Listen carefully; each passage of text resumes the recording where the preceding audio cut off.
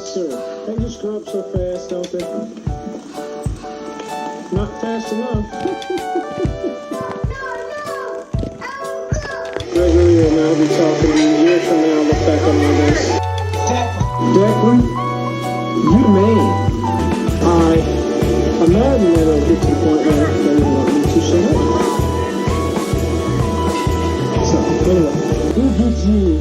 Handsome. Ugh, always love hearing that. That is so cool. Oh, that is so cool. I love hearing that. Hello, welcome back to episode 2 of The Rhodes Less Traveled. I am the extremely overzealous and boisterous Declan Rhodes, and this is Gregory Rhodes. Yes, Gregory Rhodes, my wonderful, wonderful father.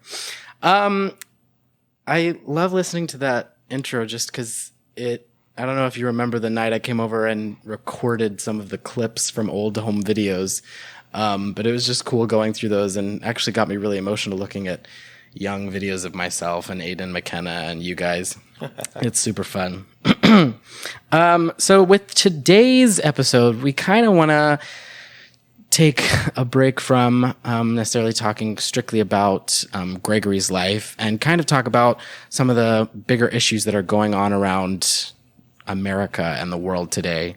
And that right now would be the most recent death of George Floyd on May 25th, 2020. But before we get into that, I kind of just want to start with a question to kind of get us in the right mindset. Also, because it's our show and we can do whatever we want. So what do you love about being black? Ooh, wow. Man.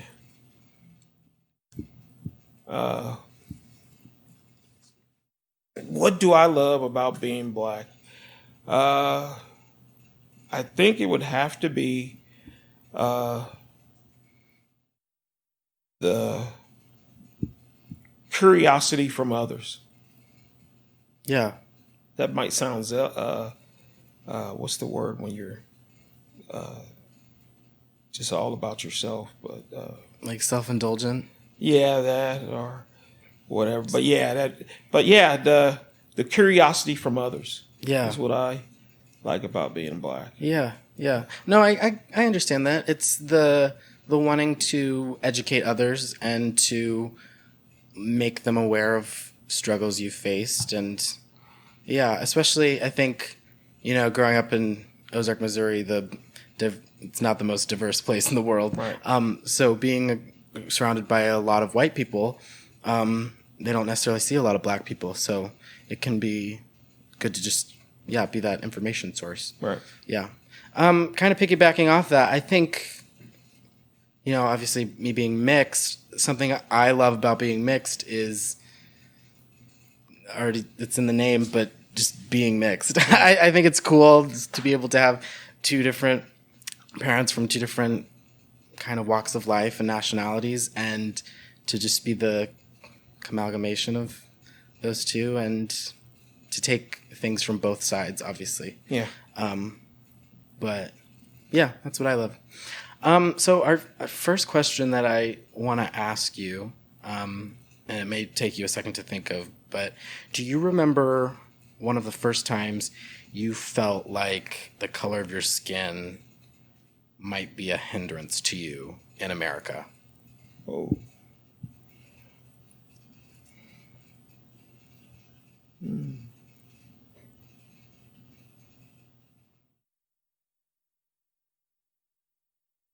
Yeah, I suppose so. The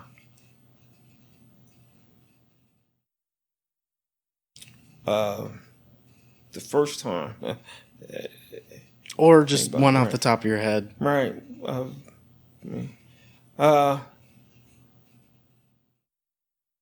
Well, I'd have to say, unfortunately, it was an incident with law enforcement. Yeah.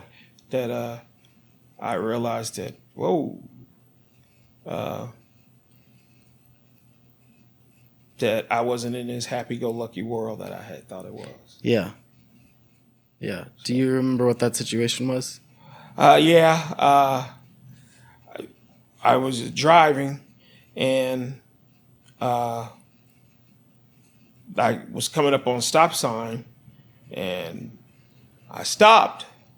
But apparently I didn't stop long enough, or what the officers thought how long I needed to be stopped. And I went on through the intersection, and I was going on about my way, and then realized that there was lights flashing behind me, and looked in the rearview mirror. Well, when I noticed them in the rearview mirror, and that it was the police, and they were directing me to pull over. Yeah.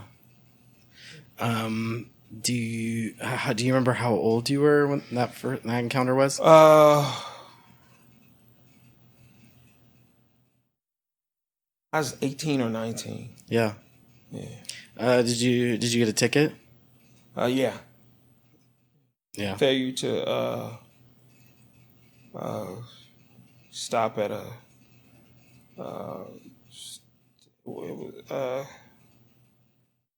actually, you know what? Thinking of that, but it was for running a stop sign, basically. But that actually wasn't the first time I thought that the color of my skin may be a hindrance to me. It was still unfortunate with law enforcement. Is when I was 13 years old. I was riding my bike and with some friends, and we were leaving our neighborhood to go up to the grocery store to get something. But we was basically, once we got our neighborhood and parents wasn't watching us or whatever, we were racing, doing stuff, and we were driving in the street, and I got hit head on by a driver. By a car. By a car, yeah, by a car. Oh shit! And I went through the windshield, and I was in the guy's lap.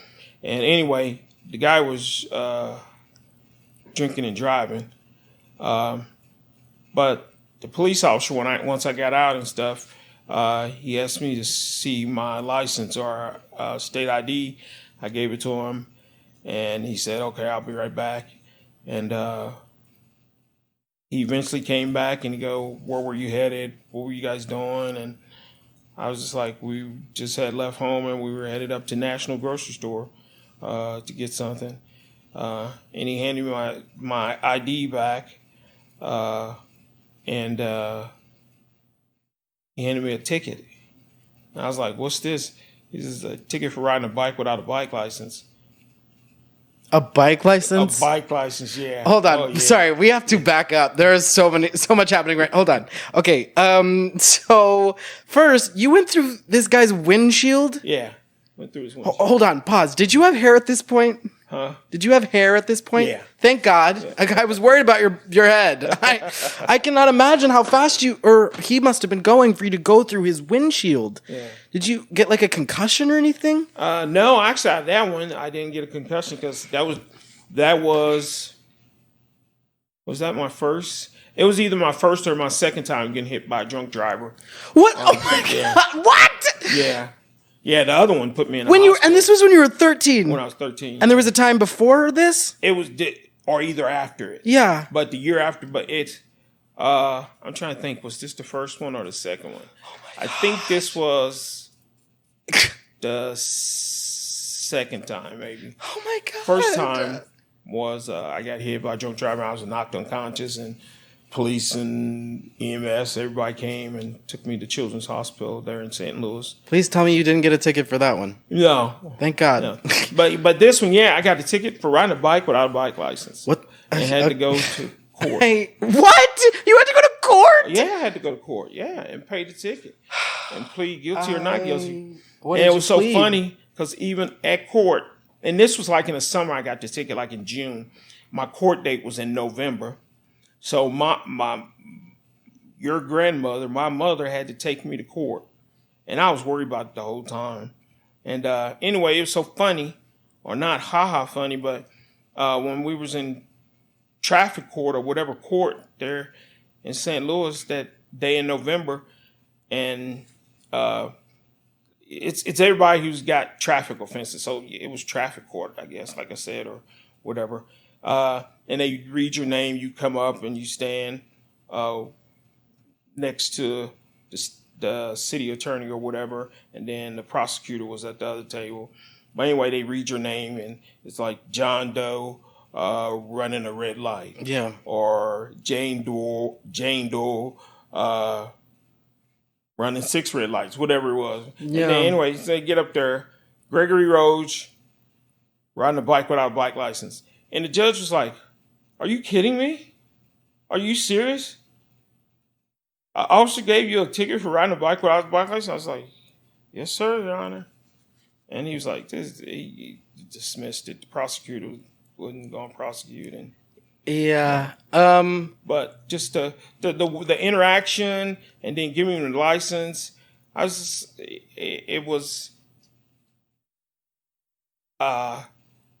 felt it was because of the color of my skin and the way he interacted. Because, then he put my bike in his cruiser and took me back home to my mother to let her know.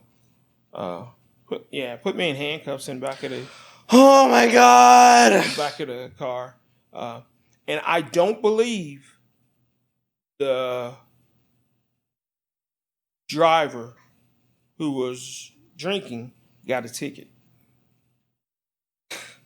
Okay, this will probably be said a lot. This is our show, so we can say whatever we want, but what the fuck? Oh my gosh. I'm sorry that happened to you. Oh, not, listen. I mean, once, but twice. I cannot believe. I'm assuming the driver was white. Yeah, because we had left our neighborhood, so we were going up to National Supermarket, which was in like the better part of the city where we grew up at. Yeah. Do you remember?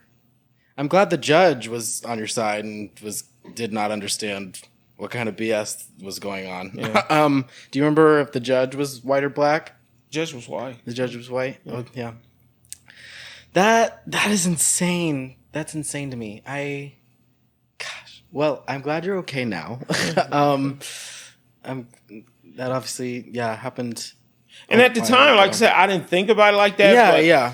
The whole time, like the rest of the summer and then school year when people found out, people was like, dude, you know why you got that ticket? And like I said, at the time, I didn't think about it like that or feel like it, but the more and more, and then definitely after I went to court and saw all these people coming up for running stoplights, running stop signs, having accidents, speeding, a lot of speeders, and not a one person even close to a minimal crime that I did, riding a bike without a bike license. Then I realized, man, I think the most insane part to me of the whole thing is just that you were 13. You were a teenage boy. Also, what the hell is a bike license? Yeah. What is a bike license? In the city of St. Louis, I still think it's on the books. Yeah. It might not be, but I think. Yeah. I mean, we should. I guess this is also good to point out now and set with that you grew up in St. Louis. Yeah. What part specifically? Inner city St. Louis. I grew up around the area of Delmore and Keens Highway. Yeah. Yeah, that is insane to me. I didn't even know a bike license was a thing. I promise you, there are plenty of 8-year-olds around here riding a bike without a license around. Yeah, I have no doubt. Gosh, that is insane to me. I can't believe it. But also, I mean, I kind of can. It's crazy. I'm kind of going along with that. I feel like maybe one of the times I kind of realized, maybe the color of my skin kind of did impact how I was viewed or treated by some people. I had gone to a summer shenanigans for a while, which, long story short, was basically just a summer program that me and my siblings had gone to when my mom would go to work during the summer. And there was a specific time I was playing with some kids at a playground, and one of them said I couldn't play, that only white kids could play. And I mean, that's just kind of one of the earliest I can think of. And this was just another kid saying this. Right. But yeah, I think that was kind of one of the first like defining moments. I just remember being like, oh, the color of my skin is not necessarily something that will always be on my side, maybe. Right. But yeah, that's times are changing, but also not. But I digress. Continuing on, what does the Black Lives Matter movement as a whole, what does that kind of mean to you? How do you view that? Ever since its kind of beginning, I want to say, really, it kind of took off with the, around the time of 2012, 13 with the Trayvon Martin and Michael Brown. Michael Brown was 2014, correct? Or was that 15? No, I think it was 2015 because I was 16. Okay, maybe it was Because I was headed out of the country. Yeah, for the military, and it the week you did your Eagle Project for Boy Scouts. Okay. That Saturday I was headed out, but it had happened before that. It had happened a few months before that, but yeah, it was 2016, I believe. Yeah, that's the first time I had ever heard of Black Lives That Matter. Yeah. So yeah, I guess kind of breaking that question down. What does it mean to you? What do you think of when you hear that? Well, I guess it's self-explanatory. Black Lives Matter. Mm-hmm.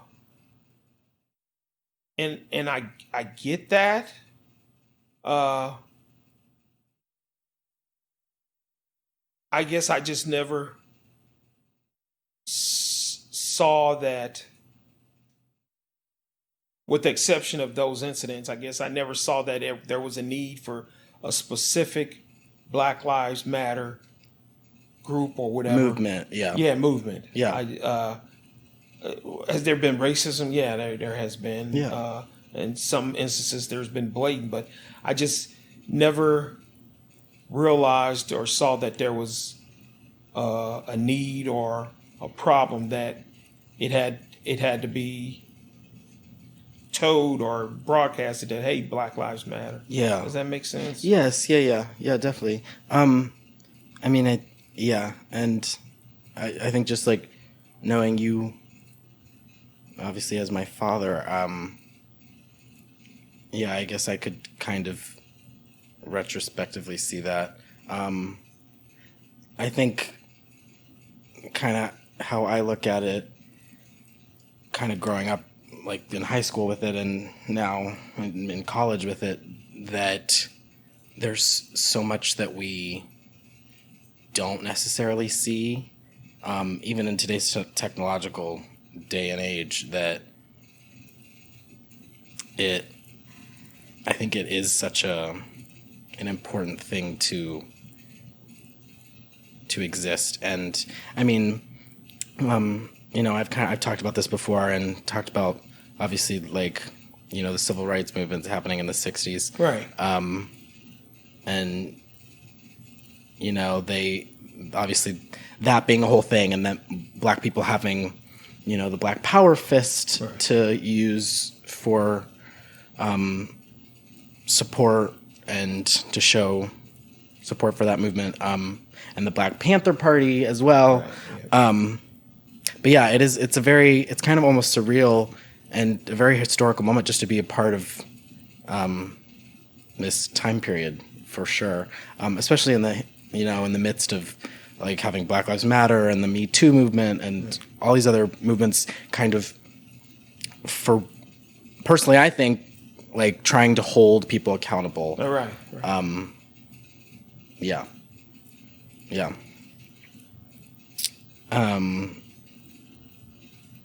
So kind of going along with that, what are your thoughts on the, not necessarily, I mean, in some ways it can be looked as an anti-movement towards BLM, but the All Lives Matter movement. What are just kind of your thoughts on that?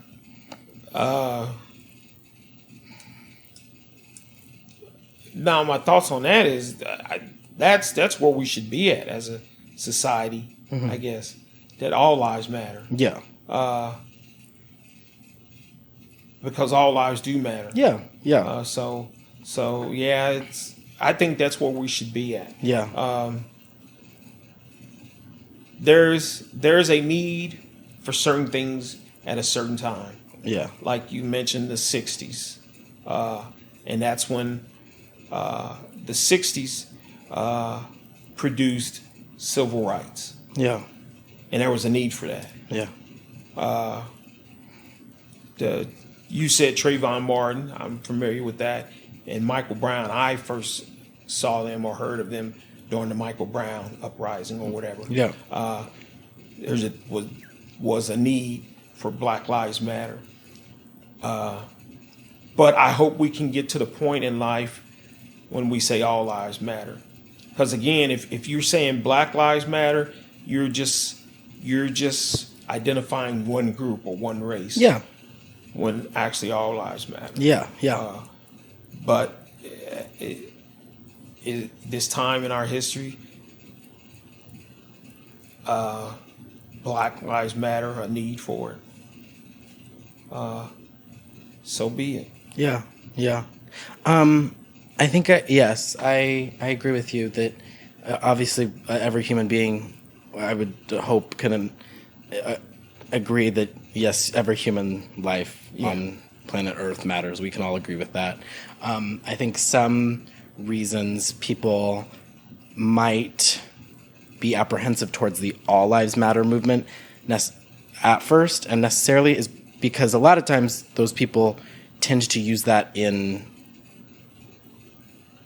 like antagonistically towards BLM, saying that, not only black people matter, which again, every human being understands and recognizes that. We all understand there are different cultures and ideologies that we all should respect. Right. With that said, a lot of the arguments I have seen backing BLM is that not necessarily we can't get to all lives matter until Black Lives Matter, yep. Which it makes sense when you think about it, and so that's kind of where that I think comes from, and it's also this idea that an analogy I often hear used a lot, which you might have heard this too, just maybe being a firefighter, I don't know. The idea that if there's a neighborhood and a house is on fire, the fire department is going to go to that house to take care of it, rather than go to every single house before that house that's on fire. Correct.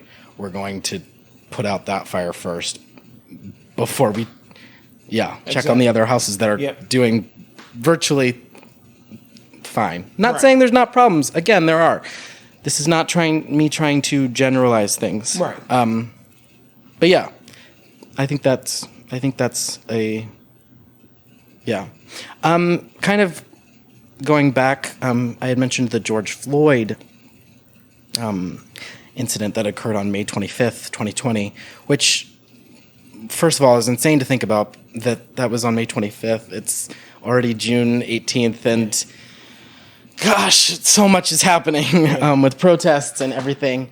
I would love to hear your thoughts and your ideas on what the protests and the riots. Well, let's talk about the protests first. Let's talk about protesting. Yep. And I don't know. Have you seen the video of what? Of George Floyd? Okay. Yeah. I had not. I had been trying to stay away from it as far as I could, as long as I could, just because I kind of had become desensitized to it at this point. Which is sad. Yeah, it's extremely sad. Black Black lives getting seemingly murdered for no reason. Yeah, but what are your ideas on the protests and the video that came out of George Floyd? Okay, well, first, the protests. I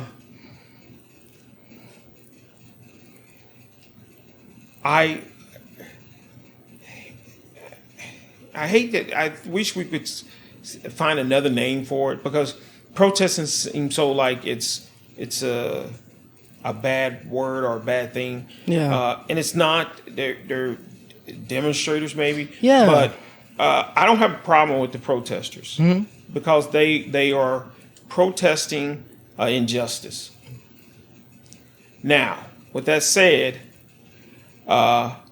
which we know, or I hope society know, and when they see these protests on national TV and social media, the protesters, I have no problem with the protesters. Yeah. But there's a difference. There's a night and day difference. There's protesters and there's rioters. Yeah. Rioters, I have no time for whatsoever. They Yeah. need to be squashed. And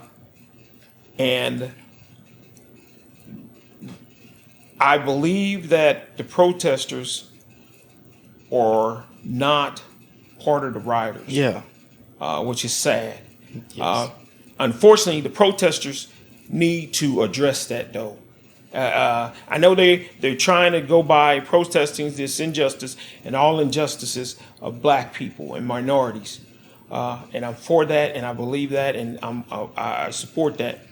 But at the same time, because they are doing that, then these rioters are coming and taking advantage of the situation. The protesters need to turn on rioters and say, hey, you're not from this community, or if you are from this community, you're an idiot. Because we don't destroy our area. Don't destroy our cities. Don't destroy our businesses. So that and that. The protesters, I have no problem with the protesters. If anything, to be the most powerful or factual, that's not. I'll just say it. I'm trying to find a word for it. But the protesters, they need to be protesting when the people who can make a change, meaning the lawmakers, when they are in session or at work. So I would like to ask the protesters as a whole, who are you hoping listening or watching you at 9:00 at night?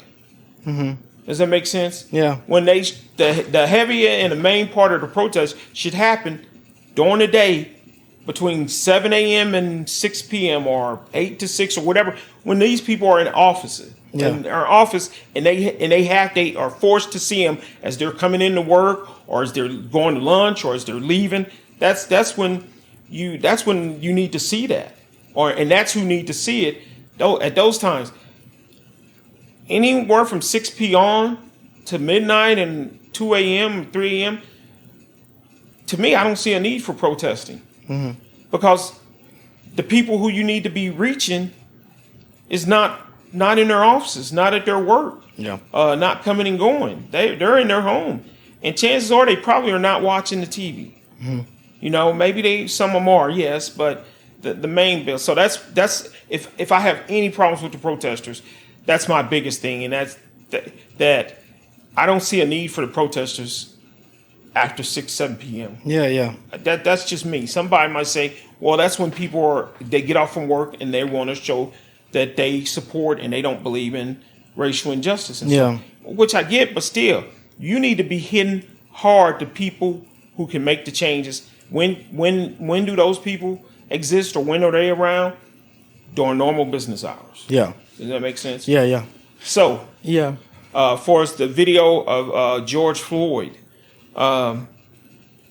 if you'd have told me a year ago, 5 years ago, 10 years ago, 20 years ago, that I would witness that on national TV or via social media, I've been like, no way, dude. No. One, racist or not, you can't be that ignorant. Yeah.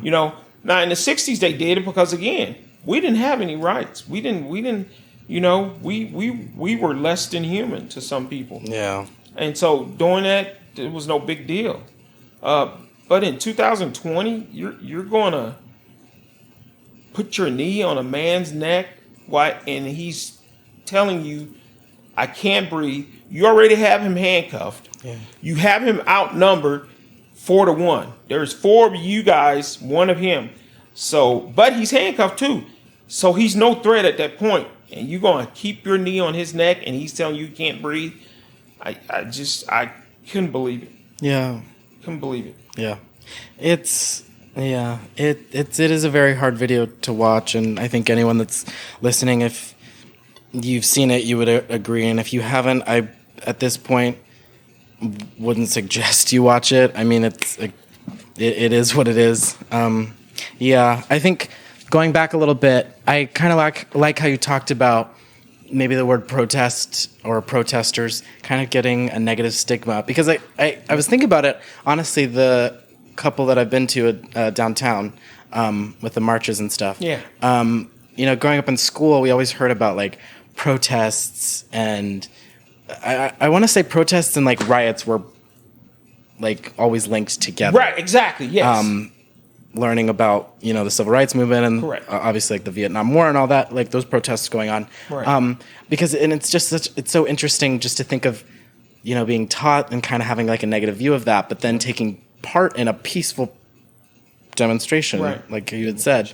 It actually kind of takes some of that power or that negative stigma away. And I definitely would suggest anyone who is wanting to become more educated, please do that. There are tons of links and resources to use to become educated and learn about what's been going on in America and what is still going on. Right.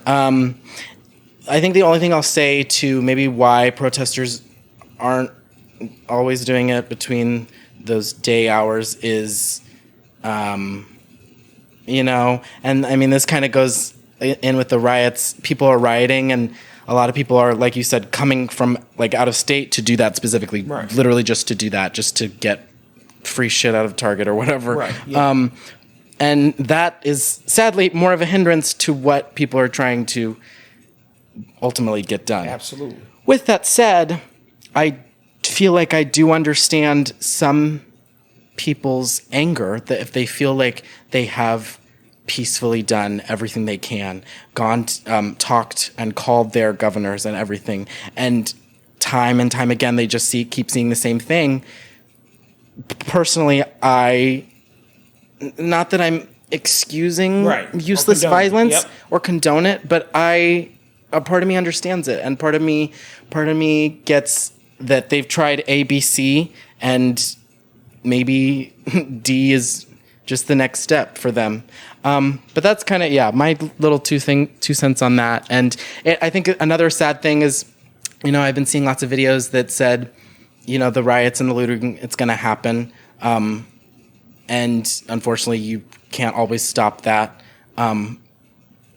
But ultimately, that also shouldn't only be what we focus on. Oh, absolutely. Absolutely. Yeah. Right. And like I said, unfortunately, it's 2 different things. I feel educated enough, and I can say that it's 2 separate things. There's protesters and there's rioters. Yeah. And the rioters are taking advantage of the protesters.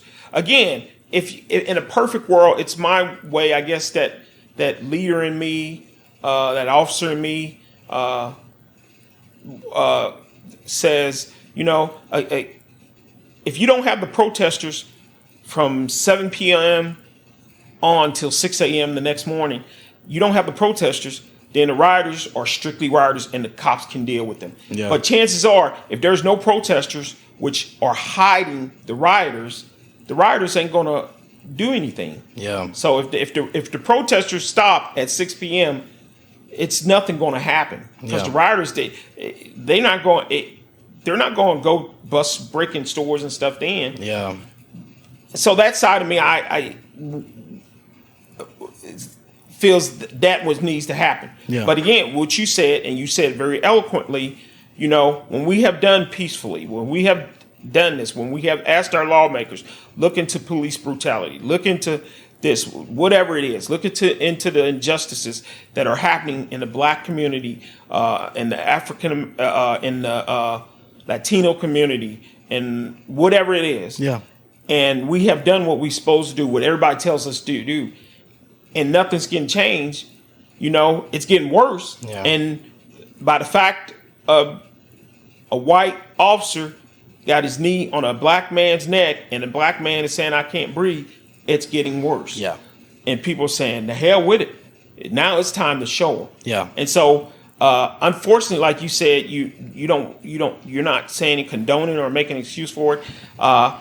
Unfortunately, as a black man at 49 years of age, I would have to agree with you. Yeah. People are tired. Mm-hmm. People have felt like, we have done the ABC route. Yeah. And we have been patient. We have talked to you, we have called you, we have emailed our lawmakers or whoever, say, hey, look into this. This is a real problem. Yeah. There is a real problem when the interactions between police and blacks versus interactions between police and whites.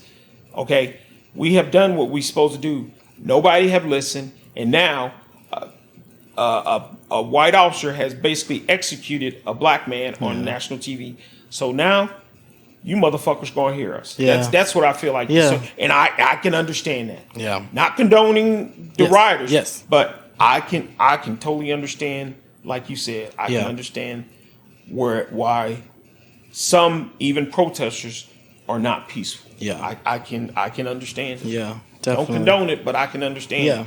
People are tired. Mm-hmm. People are tired. And if you antagonize and threaten a cat and back it in a corner, that cat is going to come out with all 10 claws. Yeah. And he ain't going to be nice about it. Yeah. Yeah. Yeah, I had saw a video, I believe on Twitter, of a black woman talking. Essentially, I think I shared it on Twitter or Facebook or something. Essentially, she had talked about the economic kind of plight facing a lot of black communities and how that kind of was started generations ago. Right. But something she said towards the end of her speech was talking about how, like, at the end of the day, everyone, just wants equality. Black people, Latino people, and that people should feel lucky that they're just wanting equality and not revenge for, hundreds of years of oppression and everything. But yeah, I thought that was interesting. One of the last things I kind of want to get into, a little more controversial, and has definitely been becoming heated as the days go on, are these two ideas of defunding the police and abolishing the police. Now, kind of just to give you my somewhat understanding of what I've researched, read, watched, the ideas of the defunding of the police is to take large amounts of money that I guess the police just have and maybe aren't using for the right reasons. Right reasons being maybe more training, more education, community involvement,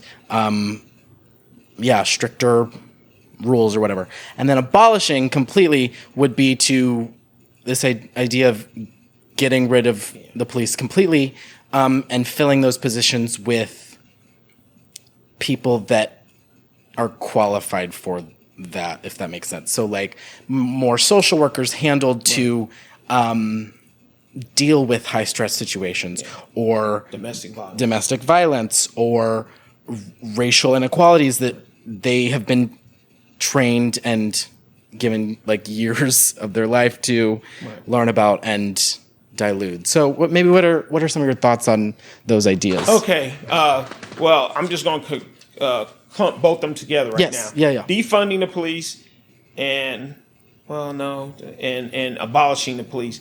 That's absurd. Mm-hmm. People want law and order. Yes. Even black people want law and order, meaning black people want to be able to go out of their house, get in their car, and drive to work or drive to the movies or go on vacation to Disneyland and not have to worry about some psychopath coming up to them, killing them or their family. And the way they don't want a psychopath doing that, they need police to make sure they get the psychopath and the psychopath is in jail. So there's a lot of emotions right now, and they're running high and running hot. And so even though they did talk about doing it or did do it in Minneapolis, the city council, defunding the police and abolish them, you need the police, you need law and order. Mm-hmm. Yeah. Defunding them, that's basically abolishing them, because without money, they can't operate. Yeah. Without money, the police can't hire policemen and do the job. So to me, that's crazy to defund them. Now, what you need to do is revamp, or that may be not the word. The whole policing needs to be relooked at. Yes. No, I think revamped is the proper word. I do not disagree with whoever wants to do that. It needs to be looked at with a fine tooth comb. Yeah. Without a doubt. But defunding them, I don't think that's the answer. Abolishing the police is not the answer, because if you have no police, you have lawlessness, and then you think we have problems. Then I mean, what's to stop a woman who's out jogging and a rapist to just grab her off the trail and rape her and go about? There's no penalty. Yeah. So abolishing the police departments is not the answer. Defunding them really is not the answer either, because again, defunding them, you basically abolishing them. Yeah. Police departments around the world, definitely in the United States, all 50 states, it needs to be relooked at. Yeah. And it needs to be done with a fine-tooth comb and some changes. I mean, some hard changes need to be made, though. And for as funding,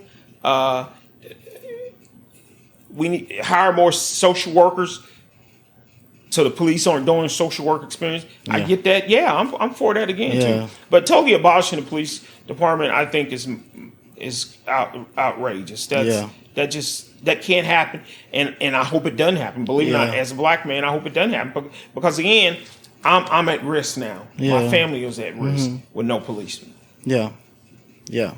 I think that's very well put and well said. I definitely agree with you. I think the entire idea of what the police does and how it operates and how to become a police officer needs to be looked at with a magnifying glass. Because especially through the research I've been doing, when you look at the typical like sheriff's badge, that like the star badge that a lot of officers wear, the idea of that started with a police force-esque type of group wearing that star badge and literally just hunting black people. Wow. Hunting black people to kill them. Wow. And so, generation after generation, obviously you can weed out so much of that. Right. But when it started, and that's how the entire basis is, I think, that's definitely a problem. And again, just, seeing how,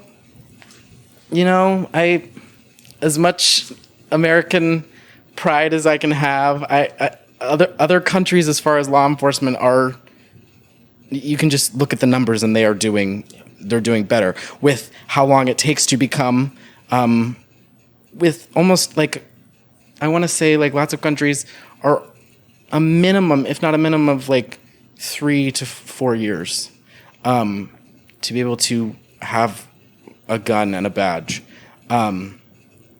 which is just, it's insane to me. So yes, I definitely agree with you. I think it needs to be looked at, and that's how we get real change. I think I keep seeing lots of things they're saying essentially, we have to destroy, relearn, and then rebuild. Yeah.